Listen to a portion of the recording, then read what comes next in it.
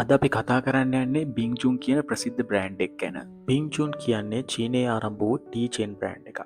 මේ ආරම්භ කරලා තියෙන්නේ චෙන් ඩොන් කියන චීන ජාතිකයා විසින් 2012 වසරේදී. අද වෙද්දී බිංචුන් ලෝකයේ රටවල් කිහිපයකම ශාඛා ගණනාවක් පවත්වාගෙන යනවා. දැනට ඔවුන් ශාඛා 4000කට ආසන්න සංඛ්‍යාවක් තිබෙන බව සඳහන් කරන අතර ඒ අතරින් විදේශ රටවල ශාඛා 1000කට ආසන්න ප්‍රමාණයක් තියෙනවා. බිංචුන් වල විශේෂත්වය තමයි පාරිභෝගිකයන්ට දරාගත හැකි මිලකට ඔවුන්ගේ ප්‍රොඩක්ට්ස් ලබාගන්න පුළුවන් වීම.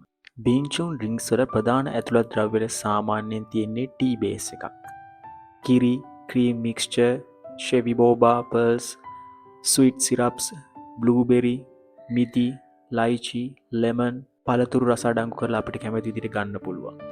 බිංචුන් වල ප්‍රධාන ජනප්‍රිය ඩ්‍රින්ක්ස් තුනක් තියෙනවා. 1. Boba milk tea. මේක ක්‍රීම් රසට සහ ෂෙවි බෝබ පර්ල්ස් එක්කෙන සිග්නේචර් ඩ්‍රින්ක් එකක්. 2. Brown sugar boba milk tea. මේක හරිම රිච්, ස්වීට් සහ බොහෝ දෙනා කැමති ජනප්‍රිය ඔප්ෂන් එකක්. 3. Strawberry coconut ජැස්මින් milk tea. මේක හරිම රිෆ්‍රෙෂින් ෆ්ලේවර් එකක් තියෙන බොහෝ දෙනා රෙකමන්ඩ් කරන ඩ්‍රින්ක් එකක්. ඔයාලත් ළඟදි try කරපු බිංචුන් ඩ්‍රින්ක් එක මොකක්ද කියලා කමෙන්ට් එකක් දාන්න. බිංචුන් මෙච්චර පොපියුලර් වුණේ ඇයි? බිංචුන් මෙච්චර ජනප්‍රිය වෙන ප්‍රධාන හේතු 4ක් නිසා. පළවෙනි හේතුව තමයි රසවත් ෆ්ලේවර්ස්. දෙවැනි හේතුව තමයි පහසු මිලට ගැනීමේ හැකියාව. තුන්වෙනි හේතුව තමයි ප්‍රොඩක්ට් වැරයිටිස් ගොඩක් තිබීම. හතරවෙනි හේතුව තමයි බ්‍රෑන්ඩ් එක. චෙන් ඩොන් කියන විදිහට ඩිලිෂස් ෆ්ලේවර්ස් සහ affordable prices නිසා බිංචුන් සවුත් ඊස්ට් ඒෂියා කලාපයේ ඉක්මනින් ජනප්‍රිය වෙලා තියෙනවා. චයිනා ඩේලි වාර්තාකරණයත් ඒ හේතුවම හයිලයිට් කරනවා. ඒකට අමතරව ප්‍රොඩක්ට් වැරයිටි එකත් ලොකු හේතුවක්. ශ්‍රී ලංකාවෙත් බිංචුන් එකේ bubble T, milk T, fruit T, ice cream, special drink වගේ කැටගරිස් ගොඩක් තියෙනවා. අපි බලමු ලංකාවේ මෙනු එකේ කොහොමද ප්‍රයිසස් කියලා. මේකේ තියෙන විදිහට වැනිලා අයිස්ක්‍රීම් එකක් රුපියල් 200ට වගේ, බ්‍රවුන් ෂුගර් බෝබා සන්ඩේ 480ක් වගේ, මැංගෝ පොමෙලෝ සේකෝ 580ක් වගේ, මිල්ක් ෂේක් 550 වගේ මිල ගණන් වලට තියෙනවා. ලෝ බජට් කස්ටමර් කෙනෙක් වුණත් මේ try කරන්න පුළුවන්. ඒ වගේම ට්‍රීට් එකක් විදිහට අරගෙන එන්ජොයි කරන්න කැමති කෙනෙකුටත් හොඳ ඔප්ෂන්ස් තියෙනවා. තවත් වැදගත් හේතුවක් තමයි සිග්නේචර් ටේස්ටි අයිඩෙන්ටිටි එක. බිංචුන් බ්‍රෑන්ඩ් එක මුලින්ම ග්‍රෝ වුණේ සිග්නේචර් ෆෘට් ජැස්මින් මිල්ක් ටී එක නිසා.